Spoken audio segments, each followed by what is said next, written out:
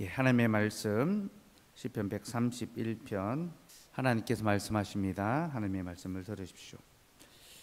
여호와여, 내 마음이 교만하지 아니하고 내 눈이 오만하지 아니하며 내가 큰 일과 감당하지 못할 놀라운 일을 하려고 힘쓰지 아니하나이다. 실로 내가 내 영혼으로 고요하고 평온하게 하기를 젖된 아이가 그의 어머니 품에 있음 같게 하였나니 내 영혼이 젖된 아이와 같도다. 이스라엘아, 지금부터 영원까지 여호와를 바랄지어다. 아멘. 한 군데 더 있습니다. 87편 1절에서 7절 말씀입니다. 87편 1절에서 7절 말씀입니다. 하나님의 말씀을 들으십시오. 그의 터전이 성산에 있음이여, 여호와께서 야곱의 모든 거처보다 시온의 문들을 사랑하시는도다. 하나님의 성이여, 너를 가리켜 영광스럽다 말하는도다. 셀라. 나는 라합과 바벨론이 나를 아는 자 중에 있다 말하리라. 보라, 블레셋과 두로와 구스여, 이것들도 거기서 났다 하리로다. 시온에 대하여 말하기를 이 사람 저 사람이 거기서 났다고 말하니 지존자가 친히 시온을 세우리라 하는도다. 여호와께서 민족들을 등록하실 때에는 그 수를 세시며 이 사람이 거기서 났다 하시로다. 셀라. 노래하는 자와 뛰어노는 자들이 말하기를 나의 모든 근원이 내게 있다 하리로다. 아멘. 하나님, 오늘 우리에게 하나님의 말씀을 들려주셔서 감사합니다. 주님이 들려주셨으니 이제 주님이 가르쳐 주시옵고 주께서 가르치실 때 그 말씀 우리가 귀히 듣고 잘 깨닫는 은혜 더하여 주옵소서. 예수 이름으로 기도드리옵나이다. 아멘.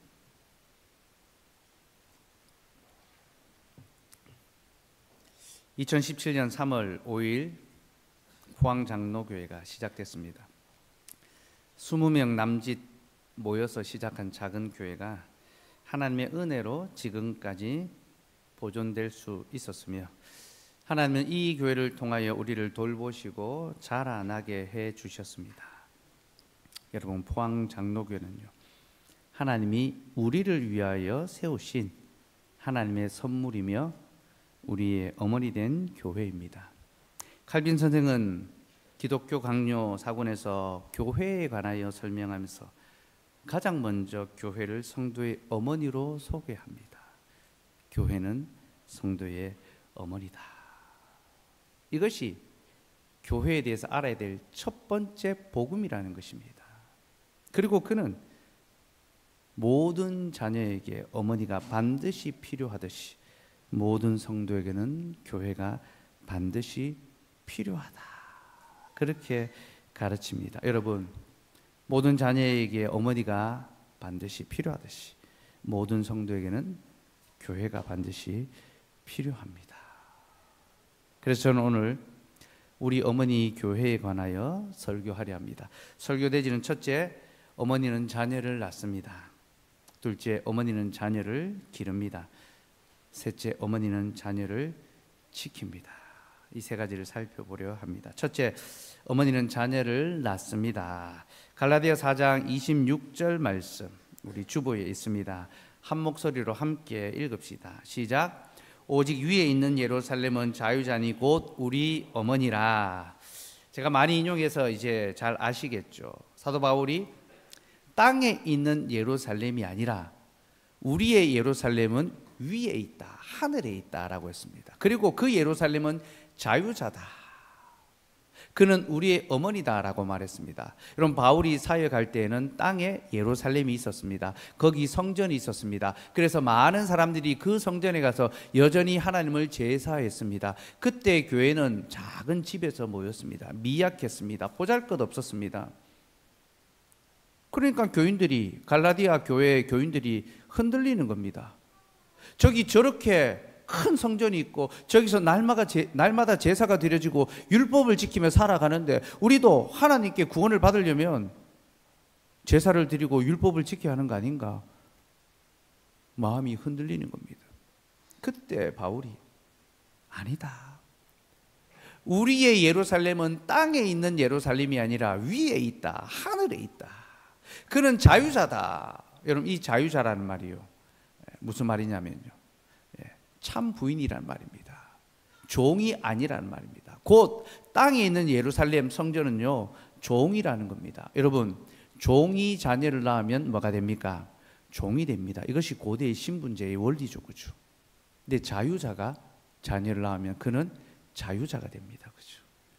곧 율법을 통하여 제사를 드리는 그 성전에서 많은 사람들이 그리로 모여가고 있지만 거기서 태어나는 모든 자들은 종이라는 겁니다. 하나님의 자녀가 아니라는 겁니다. 보잘것없이 작게 모인 무리지만 하나님의 말씀을 따라, 하나님의 구원의 은혜를 따라 하나님을 참되게 예배하는 교회가 하나님의 자녀를 낳는 참된 어머니다. 그는 자유자니 우리 어머니라. 여러분, 하나님께서는 자유자인 교회를 통하여 우리에게 하나님의 자녀되는 권세를 허락해 주셨습니다. 그렇게 교회는 하나님의 자녀를 낳는 기관입니다. 시편 87편 5절 말씀, 우리 같이 읽읍시다. 시작. 시온에 대하여 말하기를 이 사람 저 사람이 거기서 났다고 말하리니 지존자가 친히 시온을 세우리라 하는도다. 시편 87편은 교회의 영광에 대해서 가르쳐 주는데요, 그 핵심은 그 교회가 하나님의 자녀를 낳는다. 이 사람 저 사람을 낳고 열방을 낳는 것이 교회다. 바로 그 교회의 영광을 이야기합니다. 특별히 이 5절 말씀을요, 70인역은 이렇게 번역합니다. 70인역이 뭐냐면 구약 성경이 히브리어로 기록됐잖아요. 이것을 유대의 랍비들이 헬라어로 번역합니다. 그게 70인역입니다. 곧 히브리어를 헬라어로 번역할 때에 이 5절을 이렇게 번역했습니다. 시온에 대한 어머니 시온이여, 이 사람과 저 사람이 저에게서 낳았다고 할 것이라. 어머니 시온이여, 교회가 우리의 어머니라는 겁니다. 이 사람 저 사람이 바로 교회로부터 말미암아 나아졌다는 것입니다. 사랑하는 여러분, 하나님께서는 교회를 통하여 자신의 택한 백성을 낳으십니다. 그래서 교회는 성도의 어머니입니다. 여러분, 하나님을 어머니라고 부르면 이단입니다. 저 안상홍, 그 하나님의 교회는 하나님을 어머니라고 부릅니다. 그 이단입니다. 그래서 여러분 네이버나 다음에 그 어머니 교회 치면요, 제일 먼저 뜨는 게 안상홍입니다. 이단들이 먼저 뜹니다. 어머니 교회는 이단의 가르침이 아니라 성경의 가르침입니다. 하나님께서는 교회를 통하여 자신의 자녀를 낳으십니다. 근데 어머니 혼자 자녀를 낳지 못하죠. 반드시 아버지가 있어야 됩니다. 그래서 교회는 아버지를 통하여 자녀를 낳습니다. 그 아버지가 누굽니까? 하나님이시죠. 예수 그리스도시죠. 그리스도가 교회의 남편 아닙니까? 교회는 그리스도의 신부입니다. 그렇죠? 그래서 교회는 그리스도를 통하여 하나님의 자녀를 낳습니다. 근데 그리스도가 누구십니까? 말씀이십니다. 그래서 교회는 말씀으로 하나님의 자녀를 낳습니다. 야고보서 1장 18절 말씀 같이 읽읍시다. 시작. 그가 그 피조물 중에 우리로 한 첫 열매가 되게 하시려고 자기의 뜻을 따라 진리의 말씀으로 우리를 낳으셨느니라. 여러분, 하나님의 자녀를 낳는 것이 무엇입니까? 전도 폭발의 프로그램입니까? 아니면 교회 성장의 어떤 그런 프로그램들입니까? 아닙니다. 진리의 말씀입니다.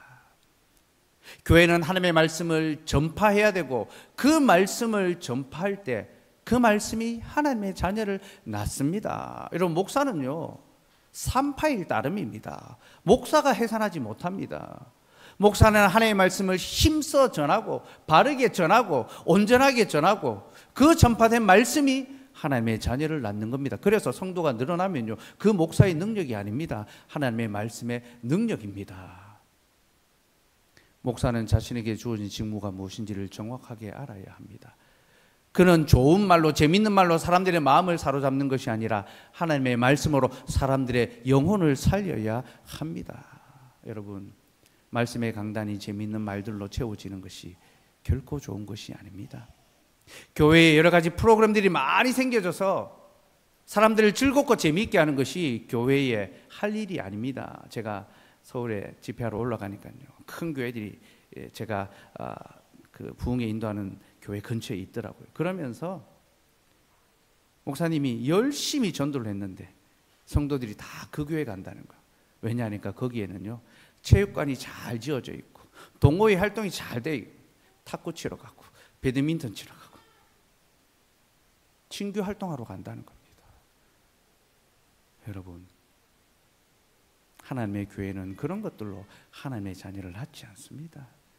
우리 하나님은 그런 방법으로 자기의 자녀를 낳지 않습니다. 그것은 세상의 자녀입니다. 여러분, 교회에 성도의 숫자가 많다고 그것이 다 좋은 것이 아닙니다. 진리의 말씀으로 나아진 성도가 참된 성도고, 환난과 핍박과 어려움과 또 실패가 오면요, 말씀으로 나아지지 않은 자들은 다 떠나게 되어 있습니다. 오병이어의 사건을 행하였을 때 수많은 사람들이 예수님을 왕으로 삼으려고 했습니다. 그런데 주님이 말씀을 전하자 어떻게 합니까? 사람들이 떠나갔습니다. 이 말씀은 어렵도다. 기적을 보고는 모여들었지만 말씀을 전하자 떠나갔습니다. 그때 12제자가 남았죠. 주님이 그들에게 묻습니다. 너희도 가려느냐? 베드로가 뭐라고 합니까?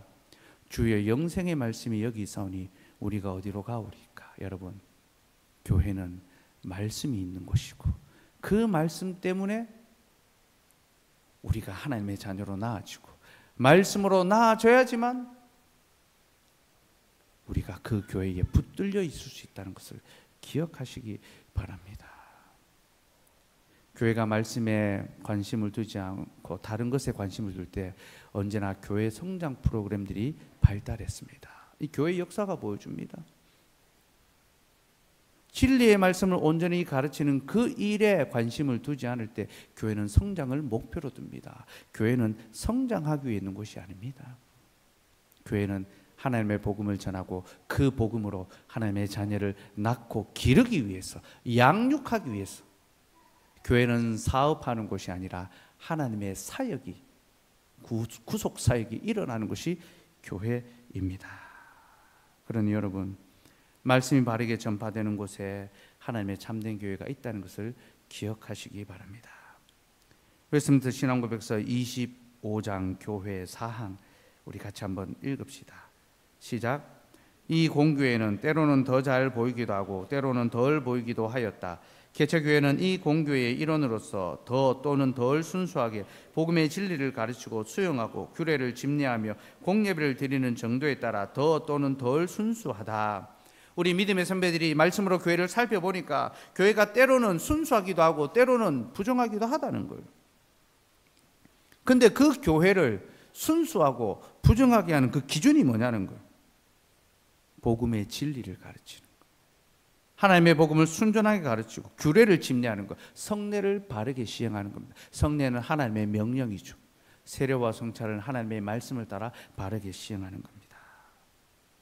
공예배를 드리는 정도, 말씀과 성례가 공예배의 중심이죠. 이것을 중심으로 하나님을 참되게 예배하는 교회가 더 순수한 교회다. 사랑하는 여러분, 우리는 더 순수한 교회로 지어져 가기를 소망해야 됩니다.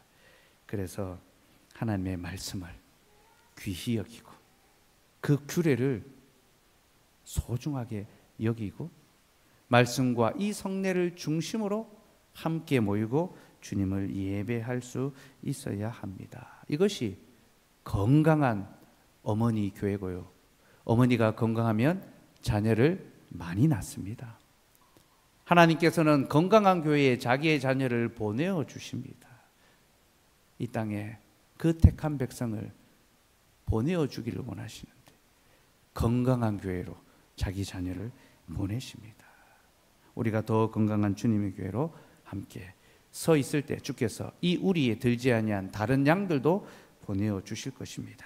그래서 어머니는요, 자녀를 낳는 것만이 아니라 자녀를 불러 모으는 역할도 합니다. 자녀를 막 부릅니다. 여러분, 아이들이 밖에서 막 놀고 있을 때 엄마가 어떻게 합니까?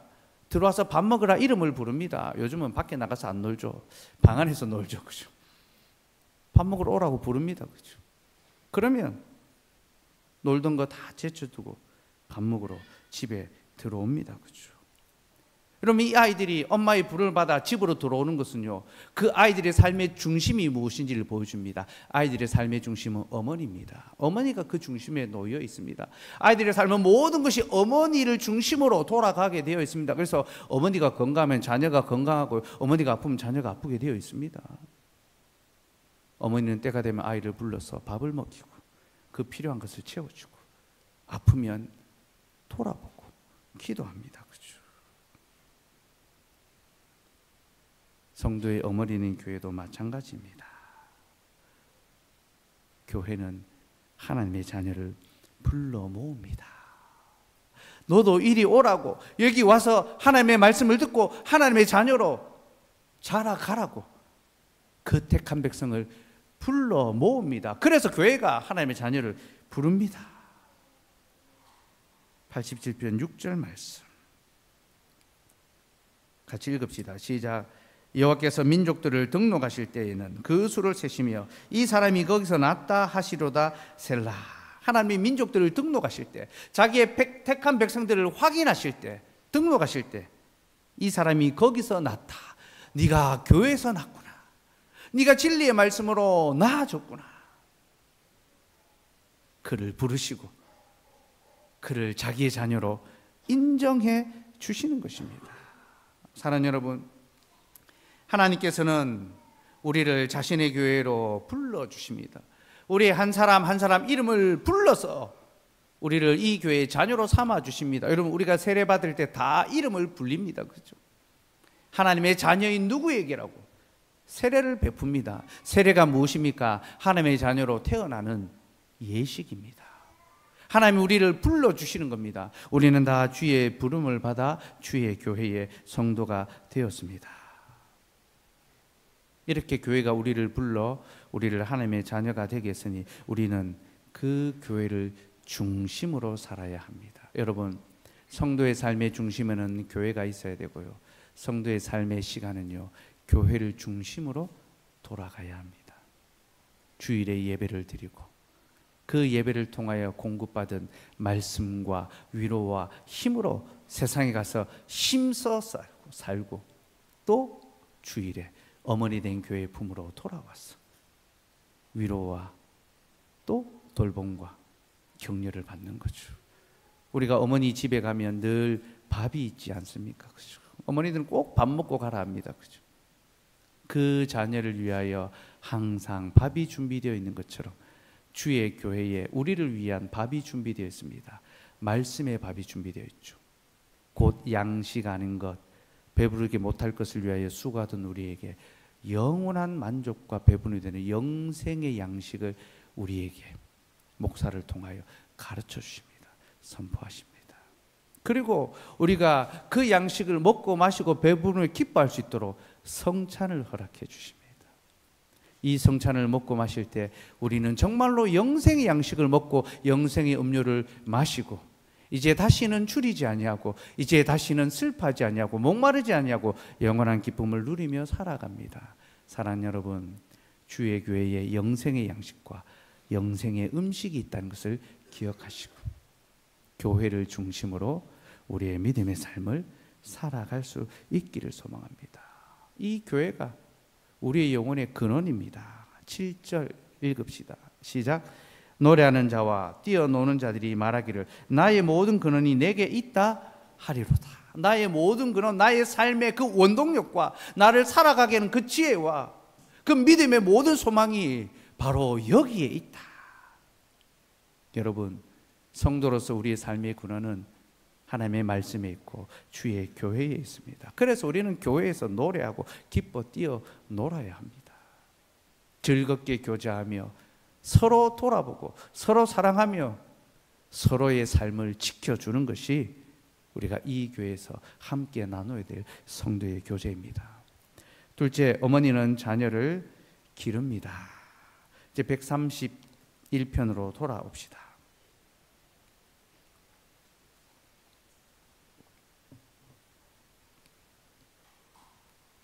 131편 역시 어머니의 품 안에 있는 아이의 평온함을 이야기하는데 이것은 교회 품 안에 있는 성도의 안전을 이야기하고 있습니다. 2절 말씀 같이 읽읍시다. 시작. 실로 내가 내 영혼으로 고요하고 평온하게 하기를 젖된 아이가 그의 어머니 품에 있음 같게 하였나니 내 영혼이 젖된 아이와 같도다. 시인은 교회 품 안에 안겨 있는 성도가 젖된 아이가 그 어미 품에 안겨 있는 것처럼 그 영혼이 고요하고 평온하다라고 합니다. 여러분, 젖을 땐 아이가 어머니 품에 안겨 있는 것은 세상에서 가장 아름다운 그림이죠. 가장 평온한 그림입니다. 부족함이 없는 완전한 만족이고 가장 안전한 그림입니다. 하나님께서 주의 교회의 품에 안긴 성도가 그와 같다라고 하는 것입니다. 그런데 여기서 젖을 뗐다라는 것은요, 젖을 다 먹었다, 오늘 먹을, 지금 먹을 젖을 다 먹고 잠들어 있다라는 그런 것을 의미하기도 하지만, 어머니의 젖을 먹고 잘 자라서 이제 젖을 뗀 아이가 어머니 품에 안겨 있는 그 모습을 가리키기도 합니다. 창세기 21장 8절 말씀 같이 읽읍시다. 시작. 아이가 자라매 젖을 떼고 이삭이 젖을 떼는 날에 아브라함이 큰 잔치를 베풀었더라. 하나님이 아브라함에게 약속의 자녀를 주셨습니다. 이 자녀는 혈육으로 낳은 것이 아닙니다. 믿음으로 낳았습니다. 이스마엘은 혈육으로 낳았습니다. 자기가 번성하려고, 교회를 성장해 보려고 자기가 낳은 아들입니다. 근데 그 자녀는 하나님의 약속의 자녀가 아니었습니다. 하나님이 이것을 통하여 아브라함에게 하나님의 교회가 어떻게 성장하는지를 가르쳐 주셨습니다. 곧 인간적인 방법과 프로그램이 아니라 오직 하나님의 약속을 믿는 믿음으로 하나님의 교회가 자란다는 겁니다. 아브라함이 하나님의 약속을 믿고 그 믿음을 통하여 약속의 자녀를 얻었습니다. 그 아이를 품에 안고 젖을 먹였습니다. 그리고 젖을 떼던 날에 아브라함이 큰 잔치를 베풀었습니다. 곧 이 아이가 자라 하나님 앞에 젖을 뗐기 때문에 감사의 예배를 드리는 겁니다. 우리로 치면 돌잔치라고 할 수 있는데, 이 돌잔치보다는 조금 더 큰, 조금 더 이제 더 자란 상태를 가리킵니다. 이 감사의 예배는 하나님이 주신 이 약속의 자녀가 하나님의 은혜 가운데 잘 자라고 있음을 감사하며, 주님 보시옵소서, 주님이 주신 이 약속의 자녀가 주의 약속을 따라 주의 품 안에서 자라가고 있으니 주님 영광 받아 주시옵소서. 그런 감사의 예배였습니다. 사랑하는 여러분, 우리는 주의 교회에서 주의 자녀들이 자라가는 것을 보며 기뻐하고 감사할 수 있어야 합니다. 그리고 이 자녀들이 젖을 뗄 수 있기를 소망해야 됩니다. 젖이 무엇입니까? 믿음의 초보죠. 그렇죠? 우리 아이들이 믿음의 초보를 벗어나서 믿음의 장성한 분량에 이르러서 곧 하나님을 자신의 구주로 자기의 입으로 고백할 수 있도록 그것을 기대하고 그것을 소망하며 돌아보고 가르치고 양육해야 합니다. 여러분, 우리가 어린이 경건회를 하는 이유가 뭡니까? 우리 자녀들을 이 예배 자리에 똑같이 우리와 함께 앉히고 말씀을 듣게 하는 이유가 무엇입니까? 이 아이들이 예배자로 자라나게 하기 위해서입니다. 그래서 아직 불편하고 아직 적응하지 못하더라도 예배 가운데 자랄 수 있도록 이 아이들을 교회의 품 안에 두는 것이고, 이 아이들이 젖을 떼고 우리가 믿는 하나님을 그들도 고백하고 우리가 받는 이 성찬을 그들도 함께 받을 수 있도록 그들을 돌아보고 양육하고 책임지는 것이 바로 우리의 책무고 교회의 역할입니다. 우리 아이들이 젖을 떼고 하나님을 향한 신앙 고백을 하고 이 성찬에 우리와 같이 참여할 수 있기를 고대하고 기도하고 기다리고 그 일을 위하여 힘써 우리 모두가 함께 양육자가 됩시다. 룻기 4장 16절 말씀 읽읍시다. 시작. 나오미가 아기를 받아 품에 품고 그의 양육자가 되니, 룻기 이야기는 잘 아시지요. 자녀를 낳지 못하는 두 여인이 나옵니다. 남편이 죽어서 자녀를 낳지 못한, 나오미와 룻이 자녀를 낳지 못했습니다. 그래서 나오미가 자기 이름을 마라로 바꿉니다. 나는 하나님의 징계로 말미암아 슬프고 비참하다. 근데 하나님께서 그들에게 자녀를 주십니다. 오벳 보아스라는 좋은 남편을 예비하시고 룻을 통하여 자녀를 낳고 그 자녀를 나오미의 자녀가 되게 하셨습니다. 그래서 나오미가 그 아기를 품에 안고 그의 양육자, 하나님이 나에게 소망을 주셨다, 태의 문이 닫힌 남편 없는 나에게 하나님이 믿음의 자녀를 주셨다. 여러분, 우리는 생물학적으로 자녀를 낳아야지만 부모가 되는 것이 아닙니다. 우리는 나오미와 같이 생물학적으로 자녀를 낳지 못하도 하나님이 교회에 주신 자녀가 우리의 자녀라는 것을 알아야 합니다. 그래서 기꺼이 그들의 양육자가 되어야 하는 거죠. 17절 말씀도 봅시다. 시작. 그의 이웃 여인들이 그에게 이름을 지어주되 나오미에게 아들이 태어났다 하여 그의 이름을 오벳이라 하였는데 그는 다윗의 아버지인 이새의 아버지였더라. 그 이웃 여인들이 이 아이의 이름을 지어줬습니다. 오벳이라고. 여러분, 이름을 지어준다는 게 뭡니까? 내가 부모로서의 책임을 다하겠다. 나오미가 룻이 아이를 낳자 그 아이의 양육자가 나오미가 됐고, 이웃의 모든 여인들이 우리가 이 아이의 양육자가 되겠다, 이름을 지어주고 함께 기뻐하고 함께 축하해 주었습니다. 사랑하는 여러분, 우리는 교회의 언약의 자녀들이 다 우리의 자녀라는 것을 기억하고 이 자녀를 길러가는 일에 함께 힘써야 합니다. 아프리카 속담에 아이 하나를 키우는 데는 마을 전체가 필요하다라는 속담이 있습니다. 한 가정이, 한 부모가 절대로 아이 하나를 온전히 키울 수 없다는 거죠. 여러분, 키워보셔서 알지 않습니까? 안 됩니다, 여러분. 부모 혼자서 할 수 없습니다. 부모도 부모 노릇 못하는데, 자격 없는 자들인데. 그래서 온 마을 전체가 그 아이를 길러야 합니다. 저는 이 속담이 너무나 교회론적으로 들립니다. 아이 하나를 키우는데 온 교회가 필요하다. 우리는 우리의 자녀를 함께 길러야 합니다. 교회는 내 자녀를 키우는 곳이 아니라 우리의 자녀를 기르는 곳입니다. 내 자녀만 안아주고 사랑하는 곳이 아니라 우리의 자녀를 안아주고 사랑하는 것이 교회입니다. 그래서 우리 아기들이 많은데 교회 오면요, 이제 예배 끝나고 나면요, 이 아이들이 막 이 성도들이 손에 가서 어디 있는지 모르다가 집에 갈 때 받아서 돌아갈 수 있는, 그렇게 좀 됐으면 좋겠습니다. 서로 돌아보고 서로 가르치고 서로 양육하고, 이것이 우리가 해야 될 일입니다. 우리 교회가 개척되고 지난 8년 동안 단 한 번도 빠지지 않고 불렀던 찬송이 있습니다. 여러분 잘 아시죠? 그죠? 나의 사랑하는 책 비록 헤어졌으나 어머니의 무릎 위에 앉아서 재미있게 듣던 말 이 책 중에 있으니 이 성경 심히 사랑합니다. 귀하고 귀하다 우리 어머니가 들려주시던 재미있게 듣던 말 이 책 중에 있으니 이 성경 심히 사랑합니다.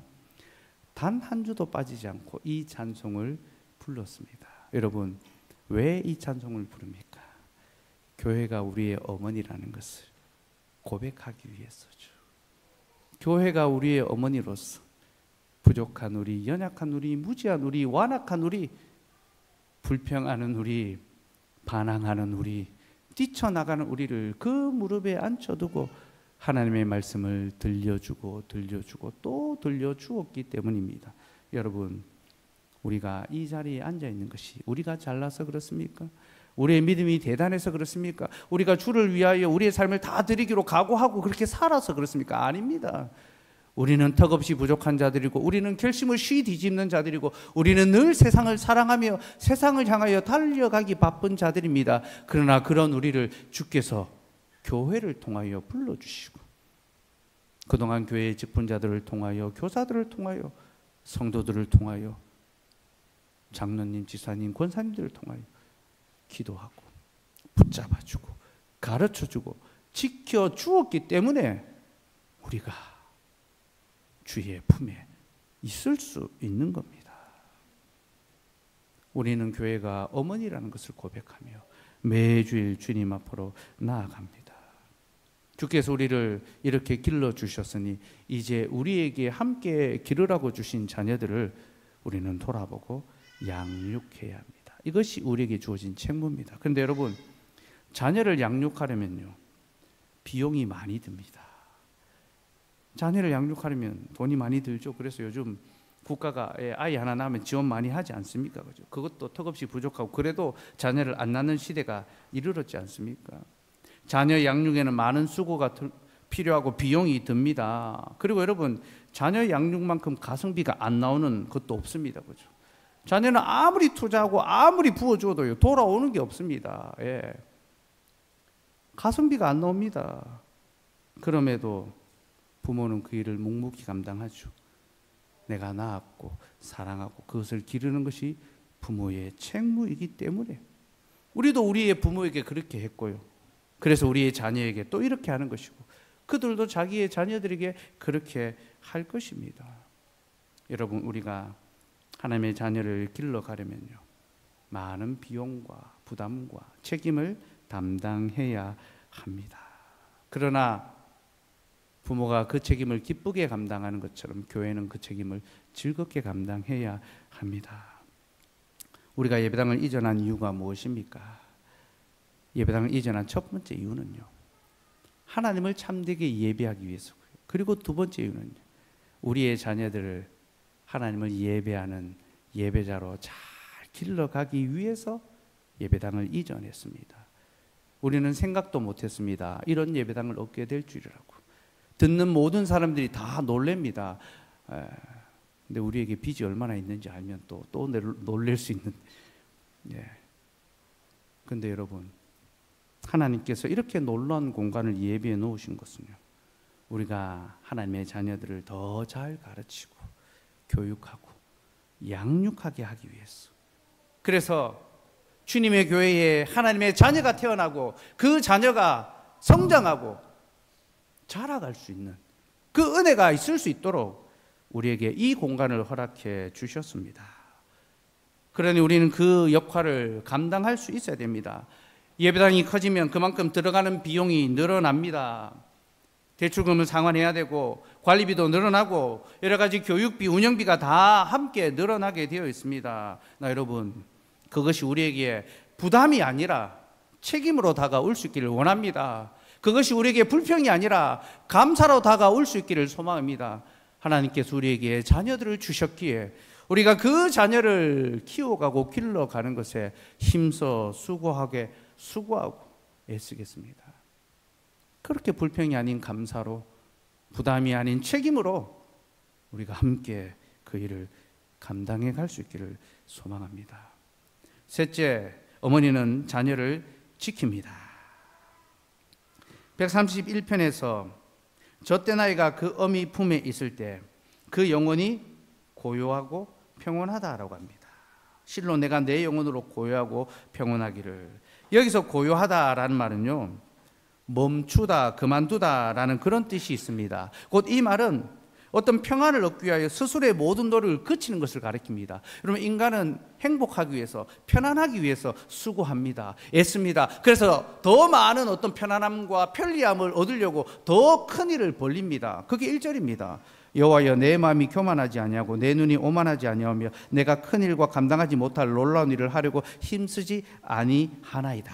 곧 자기의 삶의 어떤 편안함과 번성과 잘됨과 성공을 위하여 어떤 큰 일을 계획하고 그 일을 실행하지 않고 나는 하나님 안에서 내 영혼 평온하기를 소망하고, 그래서 내가 행하는 인간적 수고와 어떤 분주함을 하나님을 예배하는 그 시간은 그치고 주님을 예배한다는 것입니다. 여러분, 우리가 6일 동안 열심히 일하다가 주일에 그 수고를 그치고 하나님을 예배하는 이유가 무엇입니까? 하나님만이 우리 영혼에 참된 고요와 평안을 주시기 때문에 우리가 모든 수고를 그치고 그만두고 주의 품에 안기는 것입니다. 그리고 그때 우리는 비로소 참된 고요를 누릴 수 있습니다. 그래서 예배는요, 우리에게 진정한 쉼을 주시는 시간입니다. 우리가 예배 시작할 때마다 항상 건네는 하나님의 인사가 있죠. 수고하고 무거운 짐진 자들아 다 내게로 오라. 내가 너희를 쉬게 하리라. 여러분, 하나님께서 예배를 통하여 우리의 수고를 쉬게 해주십니다. 우리의 무거운 짐을 내려놓게 해주십니다. 그러니 예배를 통하여 참된 쉼을 얻으시기 바랍니다. 그리고 예배를 위하여 여러분의 손에 다른 일상의 수고를 쉬셔야 합니다. 내 일의 분주함 때문에 예배를 쉬는 죄를 범해서는 안 됩니다. 하나님을 예배하는 것이 우리에게 참된 고유와 평온한 것을 기억하고 우리의 다른 수고를 쉴 수 있기를 소망합니다. 그리고 평온하다라는 말은요, 누가 와서 마음을 격동시켜도 흔들리지 않는 상태, 어떤 말을 하고 어떤 형편과 어떤 일을 겪어도 흔들리지 않는 평온한 상태를 가리킵니다. 대적이 우리의 마음을 흔들고 격동시켜도 흔들리지 않는 거죠. 곧 세상의 유혹이나 어떤 번영의 마음이 뺏기지 않습니다. 내가 오늘 지금 일하면, 내가 지금 공부하면 내가 더 많은 것을 얻을 수 있는데 그런 것에 흔들리지 않는 것입니다.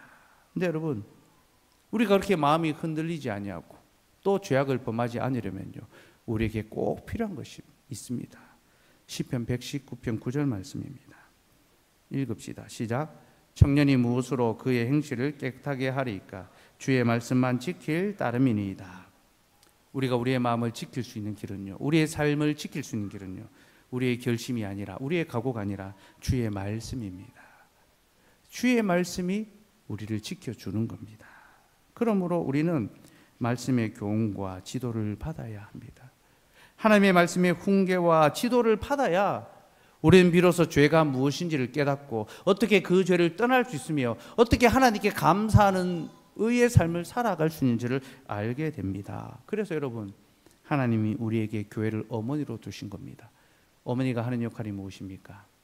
그 자녀를 훈계합니다. 모든 것이 좋다고 다 받아주는 것이 어머니가 아닙니다. 예. 이모들은 다 받아주죠. 다 좋다 합니다. 엄마는 그렇지 않습니다. 그 자녀가 바르게 하도록 가르치고 훈계하고 책망합니다. 교회가 성도들에게 모든 것이 좋다라고 하면요, 교회는 어머니가 아닙니다. 예.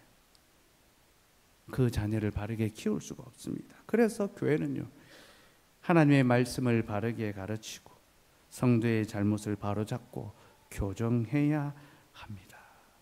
이것이 교회에 주신 직무며 이 직무를 잘 실행하는, 곧 권징을 바르게 시행하는 교회가 건강한 성도를 길러낼 수 있습니다. 그리고 이 지도는요, 성찬에 참여하기 위한 지도입니다. 이 성찬은 하나님의 거룩한 식탁입니다. 이 거룩한 식탁에 참여하기 위해서 우리는 스스로를 돌아보아야 합니다. 살펴보아야 합니다. 우리 자녀들이 밖에서 마음껏 뛰어놀고 모래를 만지고 막 저녁에 들어왔을 때 곧바로 식탁에 앉아서 밥 먹게 하지 않습니다. 가서 손 씻고 오고 옷 갈아입고 와라라고 그렇게 이야기하죠. 그렇죠?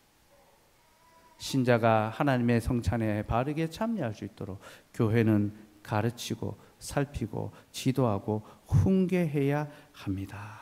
이것은 그 성도를 힘들게 하는 것이 아니라 오히려 안전하게 하는 것입니다. 그래서 기독교 강요 사권에서 칼빈은 이렇게 말합니다. 같이 한번 읽읍시다. 시작. 하나님께서는 교회의 품속으로 그의 자녀들을 모으셔서 유아와 어린아이 시절에 교회의 도움과 사역에 따라 양육하실 뿐만 아니라 그들이 성숙하여 신앙의 목표에 이를 때까지 어머니와 같은 보살핌으로 인도하시기를 기뻐하신다. 교회를 통하여 계속해서 양육하고 돌보아 가신다는 겁니다. 이것은 칼빈의 독창적인 교훈이 아닙니다. 성경의 교훈입니다. 이사야 46장 3절에서 4절 말씀 읽읍시다. 시작.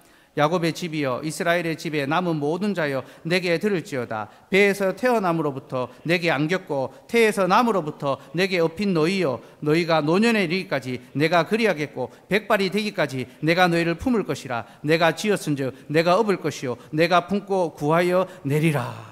여러분, 얼마나 놀라운 고백입니까? 하나님이 교회를 통하여 우리를 낳으셨습니다. 예. 그러니까 잉태하시고 곧 세례받을 수 있도록 그 말씀을 가르쳐주신 거죠. 언약의 자녀로 자라갈 수 있도록 우리를 키워주셨습니다. 그리고 나면서부터 내게 업혔다.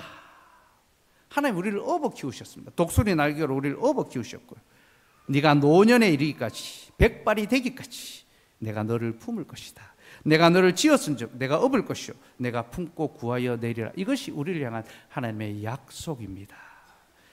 저희 교회가 시작될 때에 제가 그 칼럼을 썼습니다. 오시는 분들한테 인사말을 썼습니다.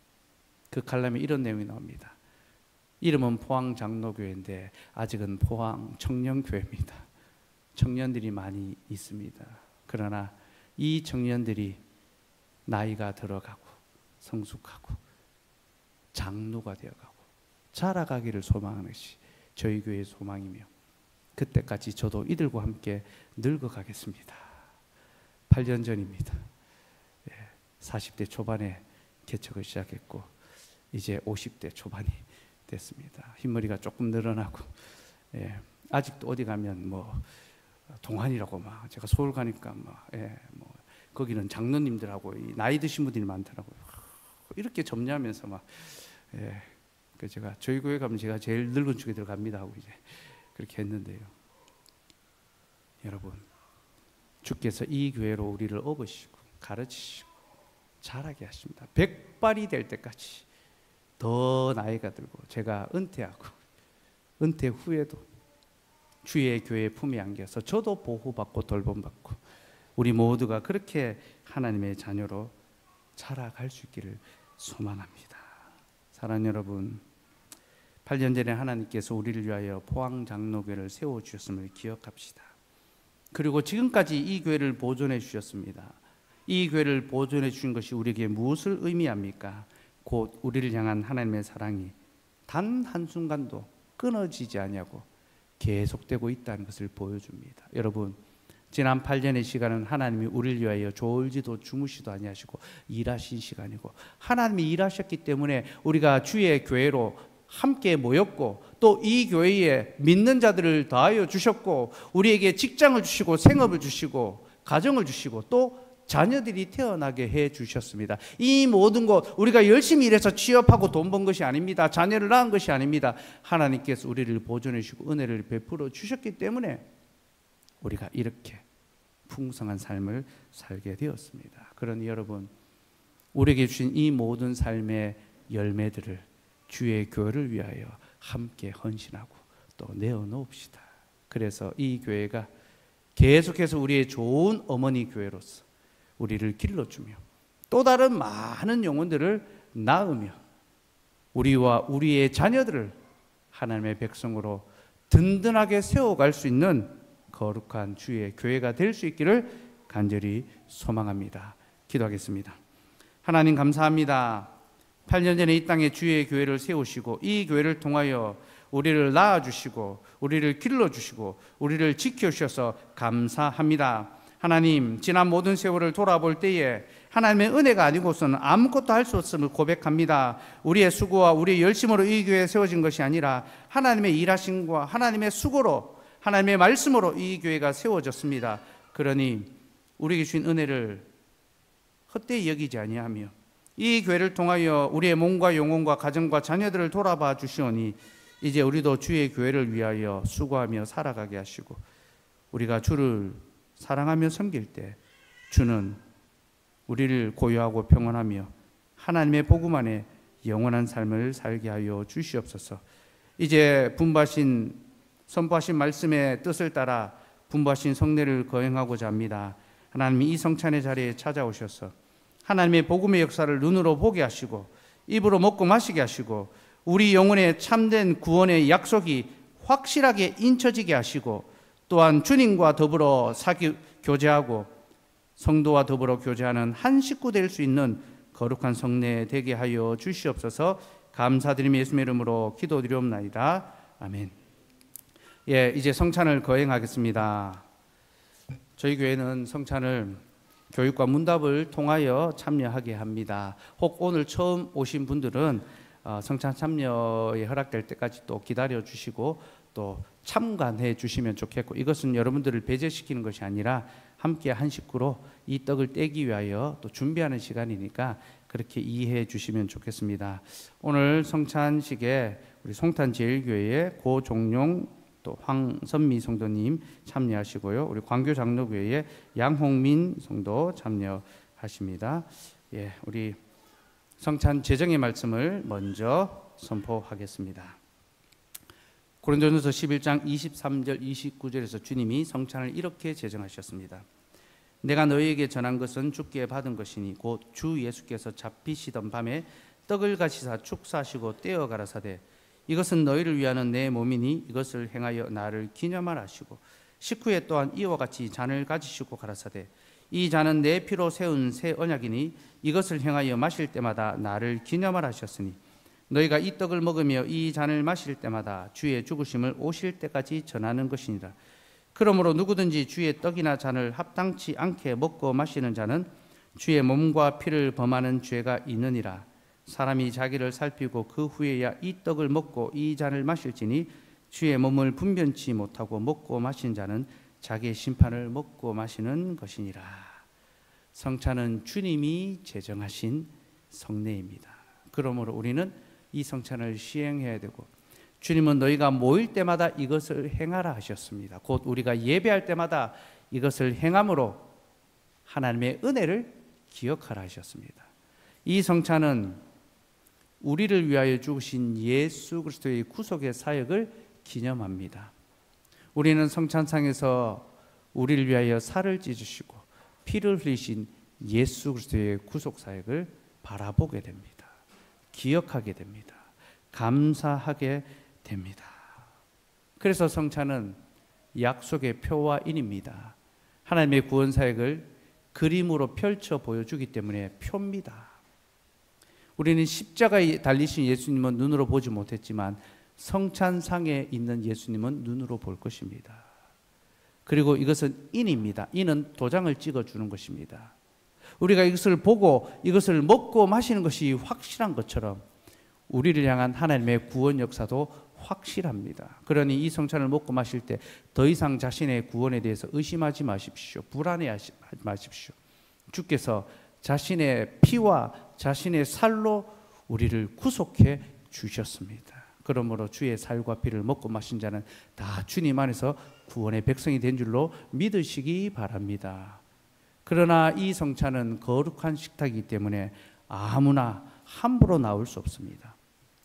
자신의 몸을 살핀 후에야 참여할 수 있고 그렇지 않은 자는 자기의 죄를 먹고 마시는 것입니다. 무엇이 자기를 살피는 것입니까? 세 가지를 살펴야 합니다. 첫째는 우리가 얼마나 비참한 죄인이며 하나님 앞에서 심판받을 자라는 사실을 알아야 합니다.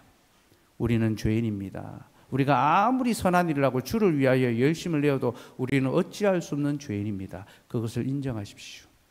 둘째는 우리가 죄인이지만 하나님께서 우리에게 영원한 생명의 복음을 주셨고 우리에게 부활과 영생의 삶을 주셨다는 이 복음의 약속을 내가 믿고 있는가? 내 안에 믿음의 확신이 있는가를 돌아보셔야 됩니다. 셋째는 내가 믿을 뿐만 아니라 믿는 대로 살아가고 있는가? 하나님을 사랑하며 이웃을 사랑하며 살아가고 있는가? 그 사실을 깊이 돌아보아야 합니다. 우리 이 시간 성찬을 받기 전에 이 세 가지를 잠시 묵상하고 돌아봅시다. 자신의 죄와 비참과 하나님의 구속의 약속과 하나님의 사랑과 이웃을 사랑하는 삶을 살아가는 그 모습을 우리 함께 잠시 돌아보고 기도합시다.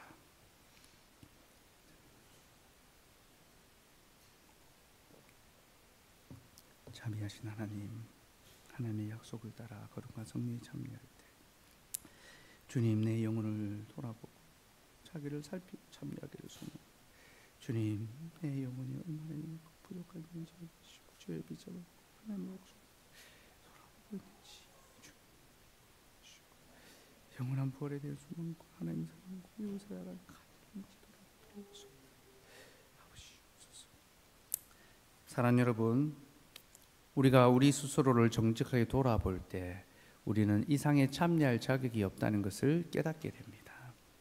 우리는 여전히 죄와 비천 가운데 살아가는 자고 여전히 우리는 하나님의 약속을 불신하는 자들이고 우리는 여전히 하나님 사랑과 이웃 사랑을 행하지 않는 자들입니다. 그래서 우리는 이 상에 참여할 자격이 없습니다. 그리고 바로 그것 때문에 주님은 우리의 자격이 아니라 주님의 자격으로 주님의 공로로 우리를 이 상에 참여하게 하십니다. 그러니 여러분 자기의 비참을 인정하고 하나님의 약속을 신뢰하는 자는 누구든지 이 상에 오셔서 기쁨으로 주의 살과 피를 먹고 마시기 바랍니다. 우리 주님께서 값없이 은혜로 연약한 자들에게 거룩한 식사를 제공하시고 우리에게 먹여 주십니다. 이것을 먹을 때 우리는 주님과 연합한다는 사실을 기억해야 합니다. 주의 살과 피를 먹고 마신 자는 주님과 연합했고 이제 주님과 더불어 살아가야 합니다. 이제 우리는 세상과 사귀지 아니하고 주님과 사귀며 살아가야 합니다. 그리고 우리가 주님과 연합할 때 우리는 성도들과도 연합합니다. 여러분, 우리가 주의 식탁을 받을 때 우리는 주님 안에 한 식구가 됩니다. 말로만 한 식구가 아니라 정말로 한 식구로 서로 사랑하고 서로의 자녀를 함께 길러가기 위하여 함께 마음을 내어야 됩니다. 그런 소망으로 이 식탁에 참여하고 하나님의 위로와 하나님의 은혜와 하나님의 긍휼을 받을 수 있기를 소망합니다.